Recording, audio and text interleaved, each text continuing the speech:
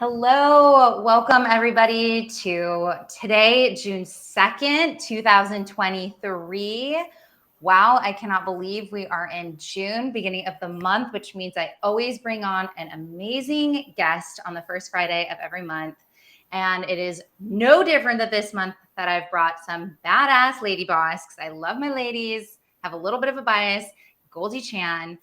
I have been watching her journey for the last several years. I was able to meet her in 2019 at South by Southwest through actually Jeffrey Cologne, if he ends up watching this, and she was doing some Microsoft LinkedIn stuff, and just thought, she's got a thing. She's got a vibe.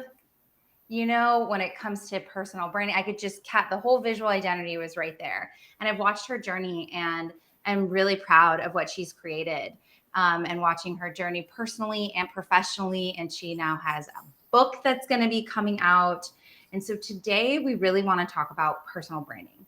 What does that mean when you're an introvert, an extrovert? What does it mean as your personal brand evolves? And you want to say different things. How do you do that? Goldie is a contributor to Forbes, so she talks a lot about this. I'm going to shut up because Goldie, what I would love for you to do first is to talk a little bit about your background. How did you get to where you are today? I think that'd be a great place for us to start. Yeah, so I think it's really interesting because especially when I started first creating content, creating videos on LinkedIn, people were just like, how do you know about branding or marketing? And so I like to rewind kind of before that. So before that, I had about a decade of experience in branding marketing, specifically in tech and entertainment. I currently live in Los Angeles, which Rachel, you said you're from. And I'm originally from the Bay Area. And so I like to blend my experiences of working in both a lot of startups and then also working in entertainment together, because I think they're really interesting industries. And I've also done personal branding for a lot of C-level executives, a lot of director level and above people in various industries as well, and advised quite a few folks on that. And so that takes us a little bit to 2017. So in 2017, I started making videos on LinkedIn. Some of you may be watching this on LinkedIn right now. Yay. And did that for 2 years consecutively. So I did a daily video every single day for 2 years. And during that time, which anyone who is very consistent with their content can tell you, as I'm sure Rachel can tell you, when you are very consistent with your content, doors open, which I think is absolutely wonderful. And the consistency is more important than the frequency. And I'm sure Rachel and I can talk about that in a little bit when you're thinking about building out a content plan. But yes, I did it for 2 years, and all these amazing doors open. I got to work for Forbes. I now partner with a lot of amazing brands like Adobe, Microsoft. I'm a LinkedIn Learning instructor. This month, actually, I'm hosting the LinkedIn Learning All Hands, so the instructor meetings for LinkedIn. Very excited about that. And working on my first book on personal branding for Introverts through McGraw-Hill. Very also excited about that. And have kind of like a lot of small projects, small and big projects, I guess, in the pipeline waiting to get done. Because I'm sure we're all in the middle of waiting to get done. And one thing that Rachel mentioned that I'd love to, start the conversation on is really a fluidity of your personal brand in your career. Because of course, your personal brand is tied to your career, right? And Rachel, I know that you have experience with this. Oh my gosh, yes. The evolution of our personal brand. I think that people think that branding is stagnant, right, Goldie? And whether it's a business brand or yourself, nothing is stagnant. Everything is changing so fast. Yes. We've all learned that. And so the evolution, and of course, I have a background of working at an agency, getting my MBA, being in corporate, and then actually my 2-year anniversary technically is today. Congrats. Of my last day at Gartner. We need some confetti coming out of this. Yeah, here we are. Yeah, I'm well, and just that moment, you know, Goldie, the closing the computer and knowing, oh boy, I'm about to jump. You know, this is. I didn't call myself the branding lady boss then, Goldie, but I call myself a lady boss. You know, just things kind of evolved and stuck. Um, and people get really stuck on, I think, what is my story? And if I'm career switching, what do I say? Mhm. Goldie, you've done, you know, what did you say about that when you started to talk more now about getting back into work, when you're career switching? I know that some of the articles. I mean, what is your advice for people as they're trying to position themselves personally and professionally with consistency, you know? Yeah, I think it's always really tough when you are switching from, say, you took a break from work, which a lot of us have done before in our careers. I think it's a really natural thing that happens. And sometimes, you know, we aren't planning to take those breaks, but those breaks happen, Yeah. which, you know, unfortunately, with both tech and entertainment right now, that's something that I'm seeing with some of the people that I know, especially. So one of the articles I recently wrote was on, you know, what to do when you have to take a leave of absence, which is also really similar to when you're switching from, say, working in-house to, like Rachel, running your own business, or vice versa, even going from running your own business to working in-house. When you're thinking about all of these kinds of changes, what's helpful to think about is, who do I want to be seeing, you know, what I'm making, or who do I want to see my updates about my career? So if you are, for example, running your own business, you may want potential clients, to be seeing your content that you're making or updates, right? And so that might be a completely different way of thinking about structuring your personal brand. Now, I think about one of my friends who's an amazing, amazing content creator. And she recently started working for Disney. They built a custom job for her, which is, of course, absolutely amazing. Not everyone has that, you know, privilege of getting a custom job made for her. And so she switched from really doing content full time and very, very successfully to being in-house for a big brand where she's helping really lead a lot of their strategy. And so for her, her personal brand has changed a lot in that she's doing, you know, less content these days, but she still has a very specific brand, right? And it's focused on one area of expertise that she's developed over a period of time, which Disney hired her for. And so it's helpful to think, even if you're in-house, you can definitely be known for an expertise. And if you are, say, you know, looking for work, I like to not say out of work, right? If Yeah. you're looking for work, or you're hoping to go back to work, and you are struggling with thinking about your personal brand, I think it's always helpful to start with, you know, what do you want to be doing, right? And I think that's a little bit of an easier question to answer, instead of where do you want to be doing that work, Yeah. because businesses change so frequently. You know, there's been so many layoffs in the industry, across many industries. So it's a lot more helpful to think about, what is maybe the job function I'd love to do? What are the types of clients I'd love to bring on, right? Yes. You're hitting on something that I talk about a lot as well, right? What are your skills? What's your expertise? What are you really good at? And even when you might be switching from agency to in-house to business owner, whatever those switches are, there's usually an expertise, a skill set, a passion, something that's following you through. You know, it's that thread of our entire journey. Even people, and Goldie, you tell me what your perspective, even people I've experienced that, let's say we're in finance and we're like, I hate finance, I want to go into marketing. The way that they approach marketing is usually in a more analytical, um, you know, numbers way, in my experience with working with MBAs, right? You sort of see the way their brain and their skills are, but just applying to a new industry. So when you're talking and supporting people, because I know you work with a lot of brands and with individuals, I mean, how do you help them find that thread, find the story? So what's interesting is, I don't think people know this, but I write about personal branding and storytelling in the digital age. That's actually like my Forbes assigned tagline for my column.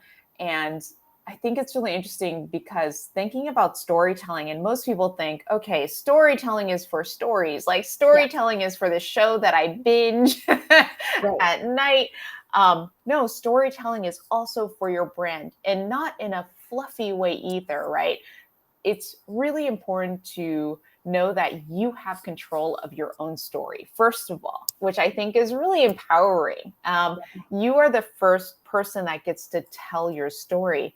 And when you know that, then you can know that, okay, when you're thinking about your personal brand, what are the elements of a good story, right? And what are the elements of telling a really engaging, fun story about you and where you are in your career and where you like to go in your career? I think a lot of us get stuck. This is totally normal, very human, get stuck in, oh gosh, like I'm here in my career, and you get a little sad or you get a little down on yourself because you're not exactly where you need to be, or you get that FOMO. You're like, oh, I wish I was at this other place. Yeah. So it comes out in many different forms, but it's always helpful to think, okay, instead of focusing on those feelings, which are feelings, it's helpful to think, where do I want to go? And what are the elements that I need to add to my story in order to be successful? So that great example you just gave, Rachel, where you're talking about finance, folks who want to go into marketing and understanding that they can be more analytical. So that might be a wonderful addition to their resume to say, okay, well, I can look at a profit and loss form, right? Yeah. And 100% understand that as somebody who worked in finance versus somebody who honestly is in marketing, but maybe hasn't had that much experience quite yet dealing with financials, may not have that experience. So it's always helpful to think about, what are your strengths? What are you already good at? And take the elements of those things. So it's a little bit like a Lego house, right? Yeah. Thinking about the little bricks, the little individual bricks that we put together to make our really successful, very sturdy Lego house, which is our amazing personal brand. I love that. I love that. And I'm curious, when you think about storytelling, and totally agree with you, like it doesn't have to be this like Netflix show, right? Like one post can tell a story, deliver an idea by making it personal, right? Telling a story about what you went through. Right. What, you said you did videos every single day in 2017, right? You got on.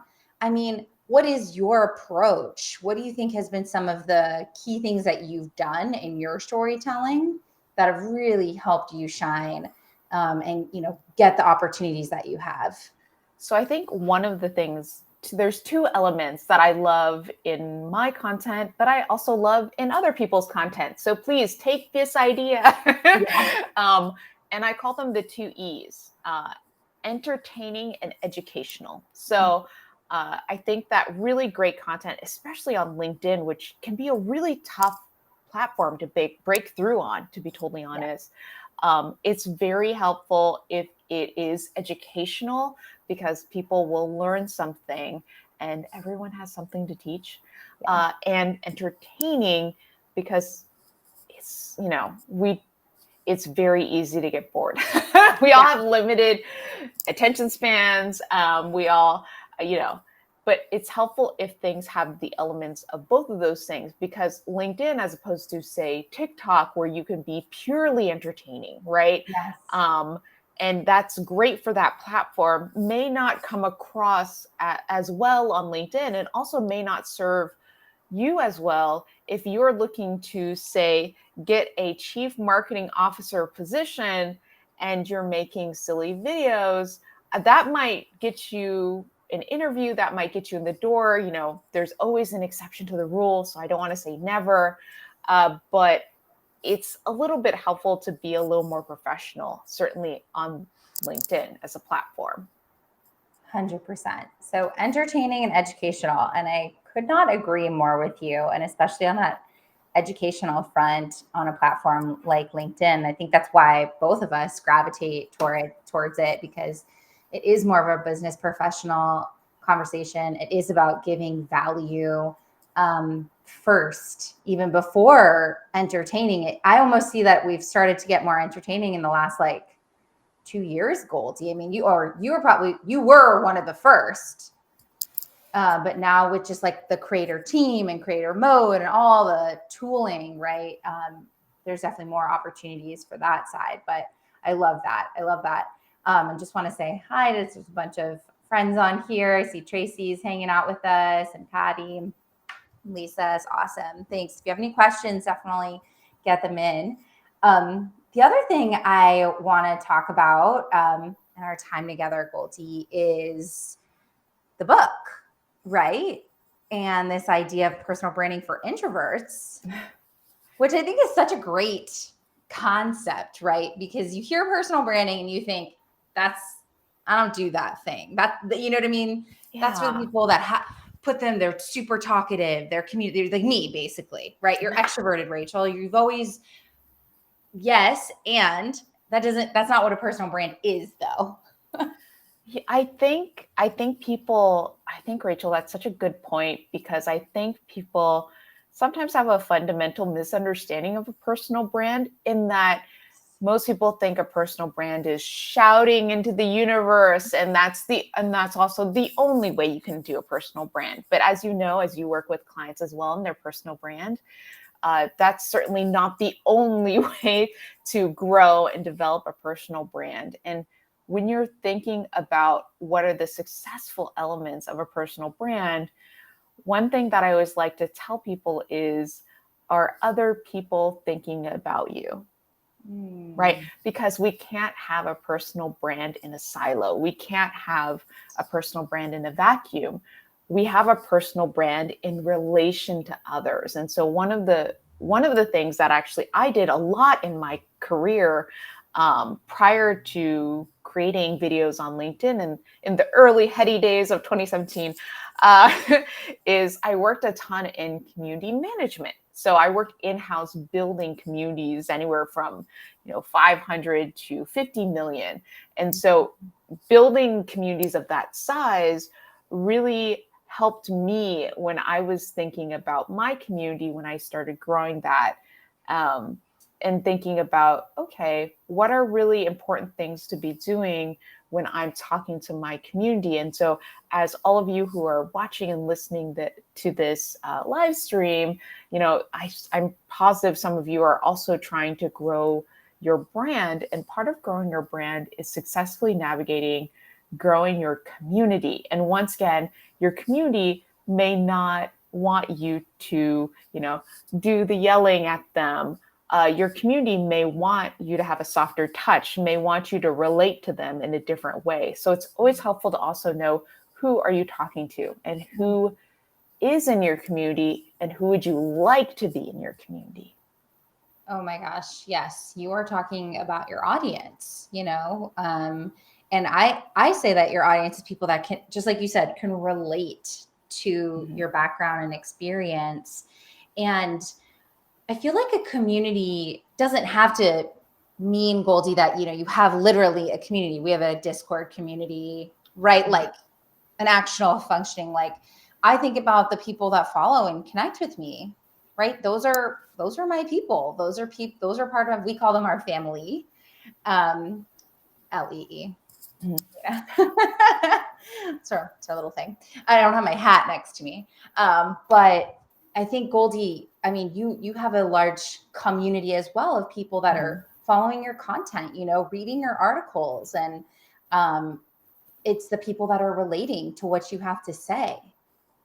Yes, I think that when people relate to what you have to say, they naturally become part of your audience. They naturally become part of your community. And certainly, I also think it's what's so fascinating to me is, I have quite a bit of an audience here on LinkedIn, but I also have a really interesting and very different audience on Twitter, right?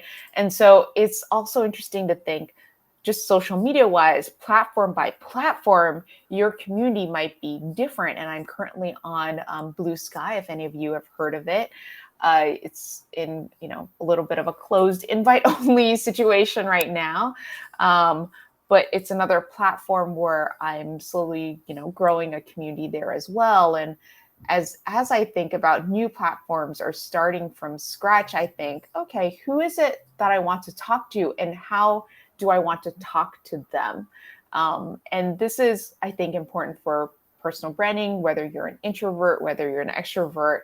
It's always helpful to think about, how do I want to show up in a place, right? Mm-hmm. And I think that, we thought about this a little bit more maybe in 2019 when we were doing all the in-person things. And as we're going back to all the in-person things, showing up is not just how we literally show up, like showing up to your friend's barbecue, right?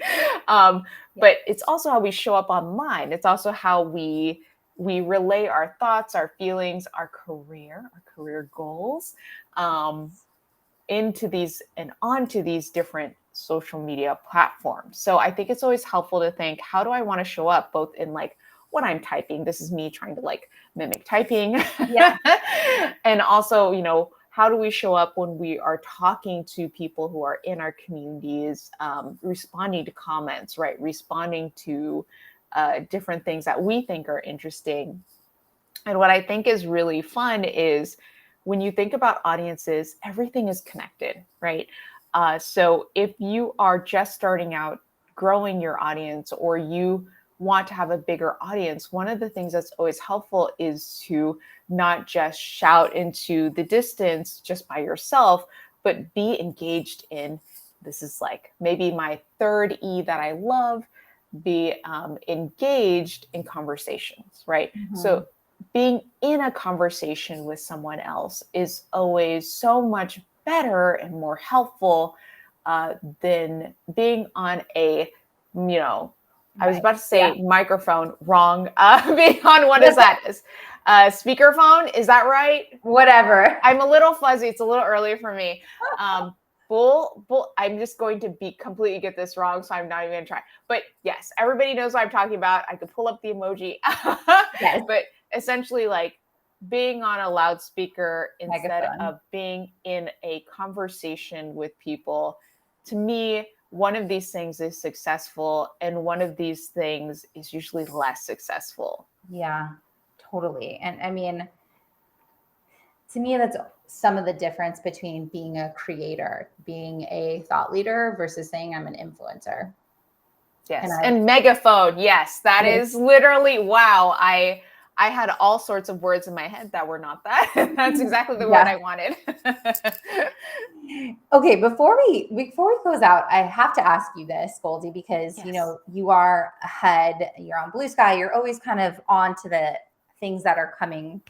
And we know that AI, right? Everyone's all into the AI right now, even though we know AI has been around for a long time, but it is really changing the game when it comes to building a brand, when it comes to being a content creator, when it comes to copywriting, I like it. I mean, it's amazing, right? And at the same time, as somebody who's trying to build community and build relationship, what you're talking about, right? Mm-hmm. I think that it does beg a lot of questions, right? Around true authenticity and really creating individual brand personas, right? Because now it's like, well, the AI is kind of making it for you and you're kind of touching it. I'm really curious, what's your feeling about it? How are you using it? I mean, where do you see this going as you're working with your clients, as you're writing your book and really thinking about personal branding? So personally, I like to say that I'm pretty old school. So it's funny because I like to be on the cutting edge of things. I like to be in the know on what is happening. but I also love to relate to people in a very old-fashioned way, which is, one-on-one. If I can do in person or over the phone or over Zoom, I guess now, I love to do that. And so I look at things with an old-fashioned new tech perspective. That makes sense. And that if it allows someone to be in a meaningful conversation with someone else, then it's worth it. And so I think, I actually will go back a little bit away from the AI conversation and think about digital avatars and AR.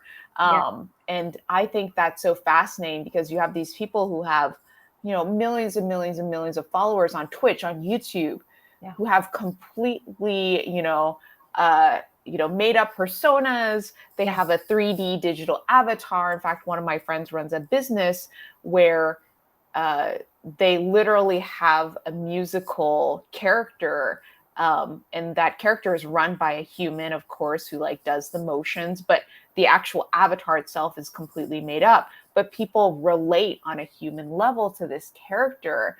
And they're fans of this character. They're fans of the music that this character creates. And I think that is worthwhile. So I think that's where I like to stand on it, is if you're still able to have a human connection to things, if it's a meaningful connection, then I think the tech is strong. And I think that, the tech is worthwhile.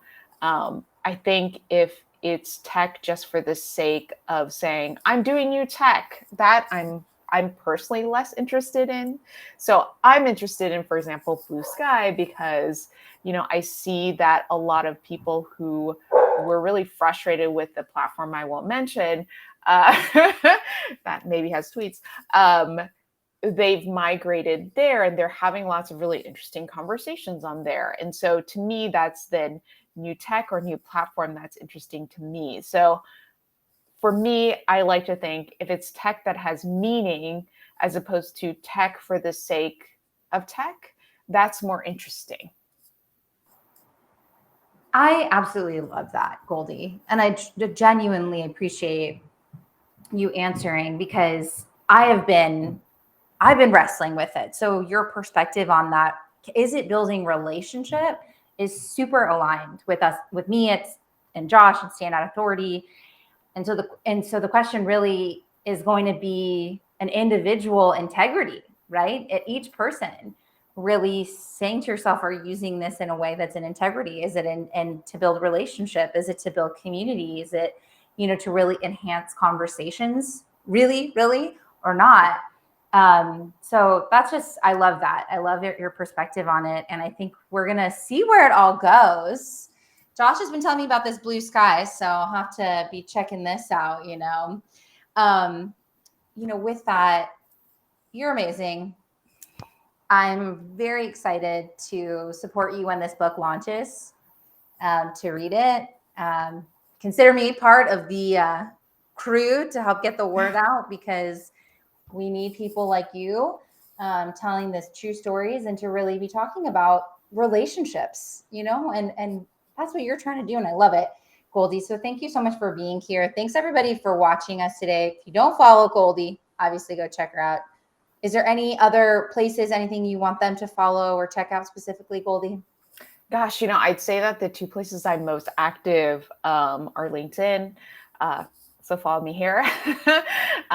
And also I would say Twitter, I'm somewhat active, and then same with Instagram. So feel free to follow me on any of the platforms. Yes. And I'm definitely excited about the book that hopefully will come out at some point when I'm done writing it. 2024, it's going to happen. And yeah, I'm very excited about that, because I myself am an introvert, and I think that you can be incredibly successful as an introvert. Honestly, I'll throw this out there to everyone. You can be incredibly successful as just yourself, right? If you always pull up your strengths and don't get weighed down by the negatives. Oof. Perfect way to close out. Thank you so much. We're going to pause a second so we can catch the stream. Thanks, everybody. We'll be back next month. And be sure to say hello to me on LinkedIn and have an amazing June for y'all.